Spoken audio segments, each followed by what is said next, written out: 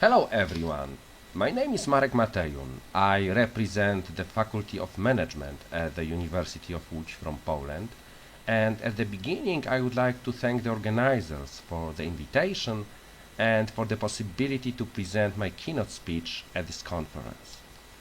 The aim of this presentation is to assess the impact of the COVID-19 pandemic on innovativeness and the exploration of sources of innovation in the theory and practice of European small business. My speech will be divided into six parts. First, I will present the theoretical background and formulate two research questions. In the next part, I will describe the research methodology. Then I will present research results. On this basis, I will be able to answer research questions. And in the last part, I will conclude my speech and present references for the study. The whole presentation, the whole speech should take about 20 minutes. Small business constitute the most numerous and resilient group of enterprises in the modern market economy, playing very important social roles and contribute to the economic development almost all over the world. Their classification is based on specific quantitative or qualitative criteria. An example is the uniform formal definition of micro, small and medium-sized enterprises formulated by the European Commission, which takes into account three main criteria. First, average annual employment, second, annual turnover, and third, balance sheet total. Given the entrepreneurial nature of small business, innovativeness, understood as the ability to successfully implement innovations into market practice, becomes an important factor for its competitiveness.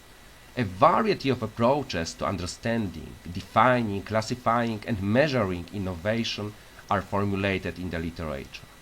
An interesting approach to defining innovation is presented in Oslo Manual. According to it, an innovation is a new or improved product or process that differs significantly from the unit's previous products or processes and that has been made available to potential users or brought into use by the unit. On this basis, Oslo Manual defines two basic types of innovation: product innovation, including goods and services, and business process innovations, including production of goods or services, distribution and logistics, marketing and sales, and other types of innovations.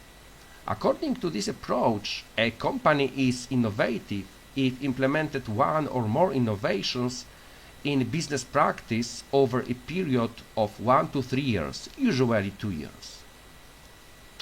The results of many previous studies indicate that innovation significantly and positively affects small business performance, as well as competitiveness and competitive advantage of small business.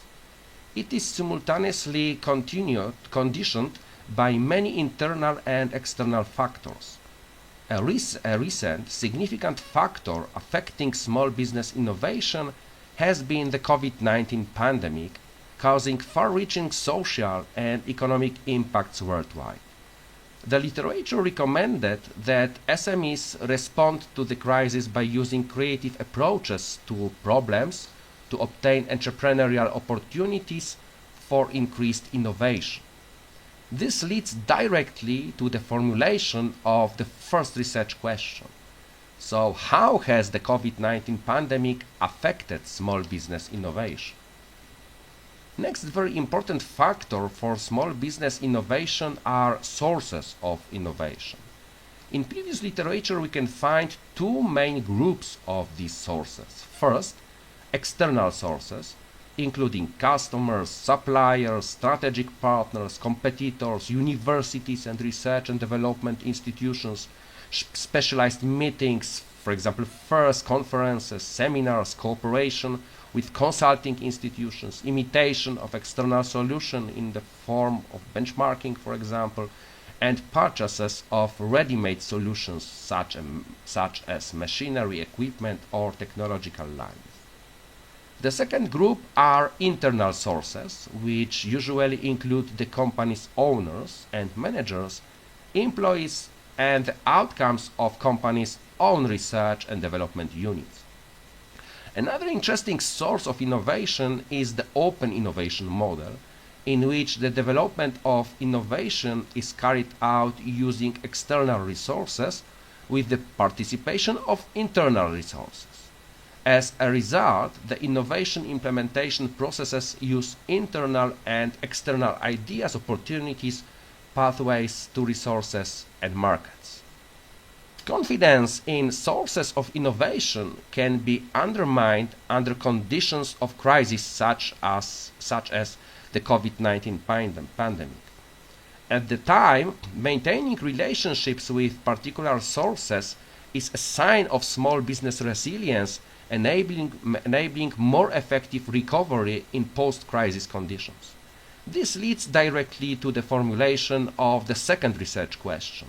How has the COVID-19 pandemic affected the sources of innovation used by small business?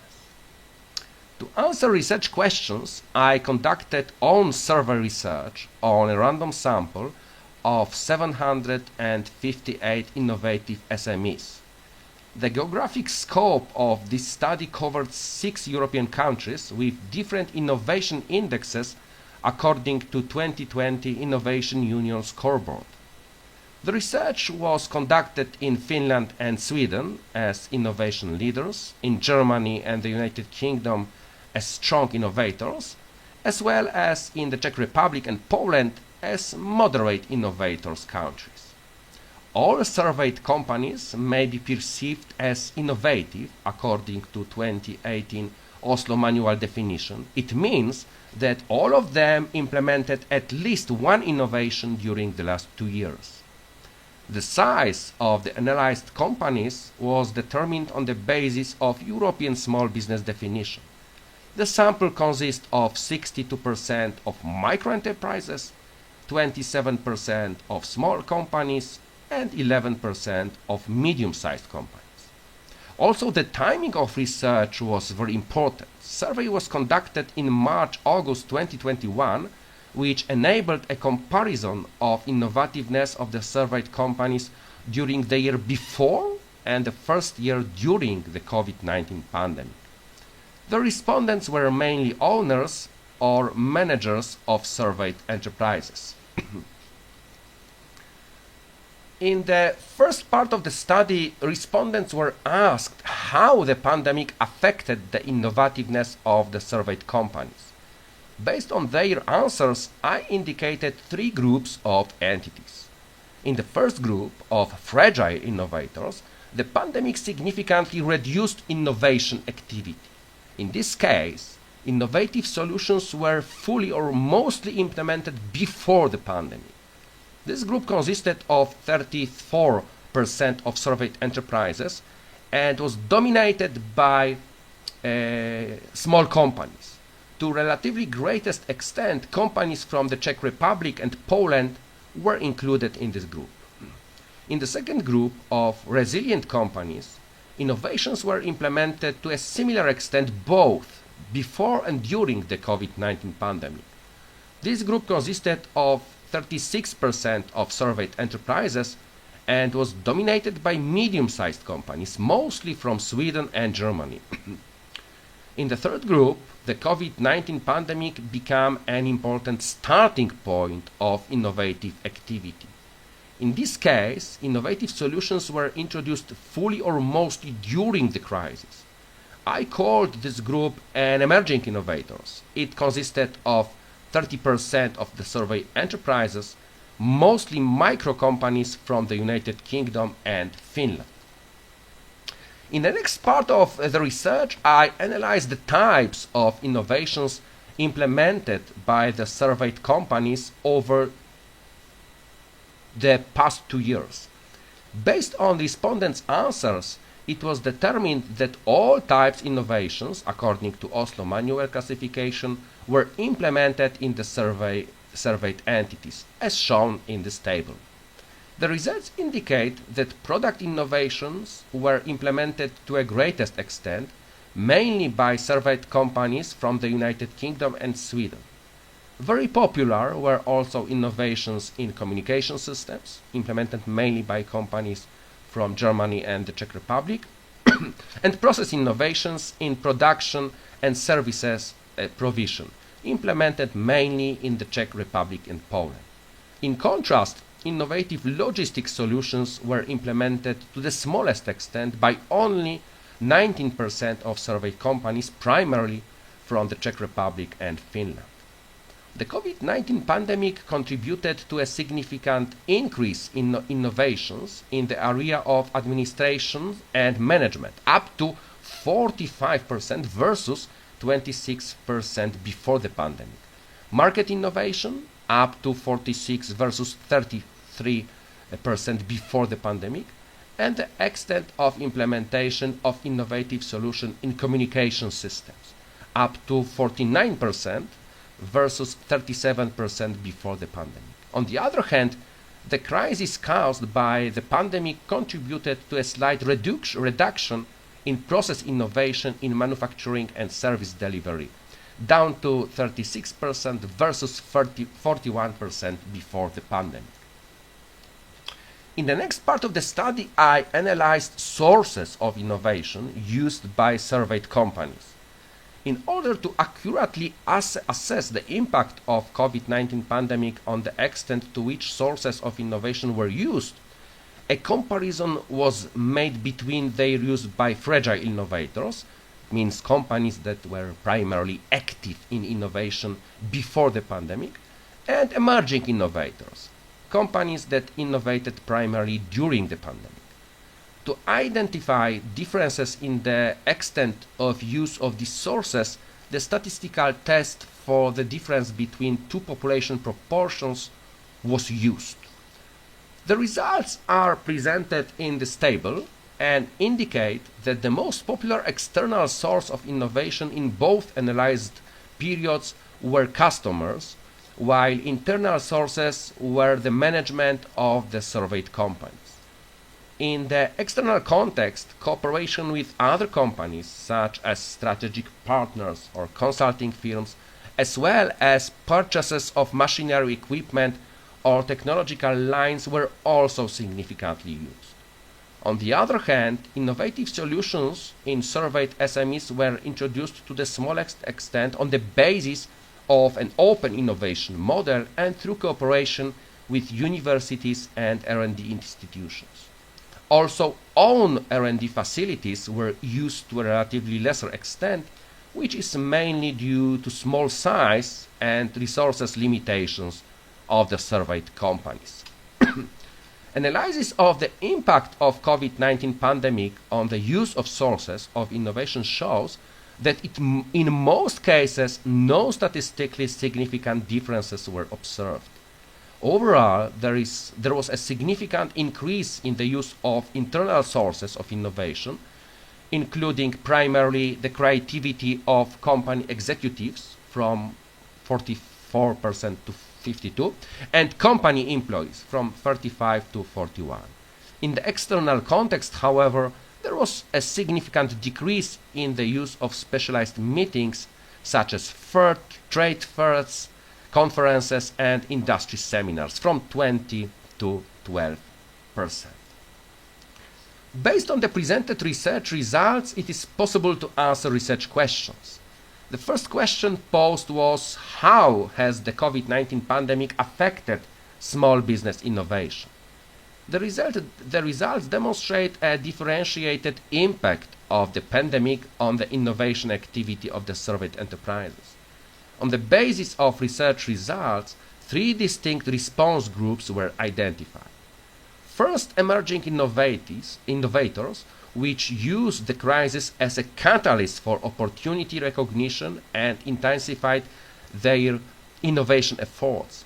These companies were able to mobilize internal resources and respond with agility to changing market needs.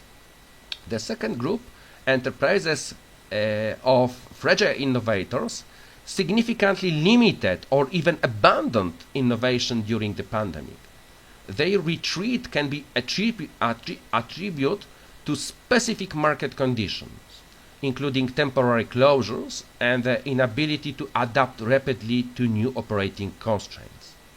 On the other hand, the third group of resilient innovators maintained their innovation activities at pre-pandemic levels. The defining characteristic of this group was the possession of strong internal resources which enabled them to absorb external shocks and continue implementing innovative solutions. The results also indicate that companies from strong innovators and innovators leaders countries made relatively better use of the situation resulting from the COVID-19 pandemic to implement innovations than SMEs from moderate innovators countries. The second question posed was, how has the COVID-19 pandemic affected sources of innovations used by small business? As a result of the COVID-19 pandemic, the surveyed companies began to use internal sources of innovation to a significantly greater extent. The focus was primarily on inspiration from the company's management and employees. The use of own research and development facilities has also increased slightly, but it is used to a relatively small extent, which is mainly due to resources limitations of the surveyed enterprises. Overall, the use of external sources remained unchanged. Significant differences were observed only in the case of limiting the use of specialist meetings as inspiration for innovative activities. This was primarily due to lockdown conditions, which limited various types of meetings and industry events such as fairs, conferences, workshops, and seminars. The results therefore indicate a high level of resilience of the surveyed companies in terms of using trusted sources of innovation under disruptive socio-economic conditions. A positive increase in trust in internal sources of innovation was observed. Thanks to it, the surveyed companies strengthened their internal potential, which may contribute to the development of innovation in the future. It is also clear that the surveyed companies tried to maintain positive relationships with external sources of innovation. Thanks to it, they will continue to have a good pro-innovation potential during the period of recovery after the crisis caused by the COVID-19 pandemic. The presented study offers an original and novel scientific contribution to the understanding of innovative behaviors in small business during times of socio-economic disruption, especially in the context of COVID-19 pandemic. The research highlights how such extreme external shocks affect not only the level of innovation, but also the nature of relationship that small enterprises establish with both internal and external sources of innovation. The findings also enrich the theoretical discourse by offering insights into how small business adapt their innovation strategies under crisis conditions. This includes both the reconfiguration of internal capabilities and the dynamic engagement with external partners such as customers, suppliers, research institutions, and strategic collaborators. When analyzing presented results, it is necessary to take into account the limitations of the conducted research. They are due, among other things, to the research method used, which is characterized by a relatively high level of subjectivity of respondents' evaluations. I tried to reduce this subjectivity by asking simple, unambiguous questions and conducting a pilot study to verify the validity of the survey questionnaire. The limited geographic scope of the study, covering 6 selected countries, is also a weakness. I tried to limit this weakness by selecting countries with different levels of innovation index values of national innovation systems, which made it possible to obtain data embedded in different socio-economic contexts. At the same time, the importance of the issue undertaken indicates the need for continued research. Interesting prospective research problems may include the assessment of the effectiveness and/or efficiency of the use of individual sources of innovation in the implementation of innovative solutions in small business. On the methodological side, however, it would be valuable to undertake longitudinal studies and in-depth case studies allowing a deeper understanding of relationships between small business and selected sources of innovation in the long term. That concludes my speech. Here you can see all references used in this presentation. If you need, you can pause the presentation for a moment to get more details. And that brings us to the end. Thank you very much for your attention. If you have any comments or questions, I would be happy to open up the discussion. Thank you so much.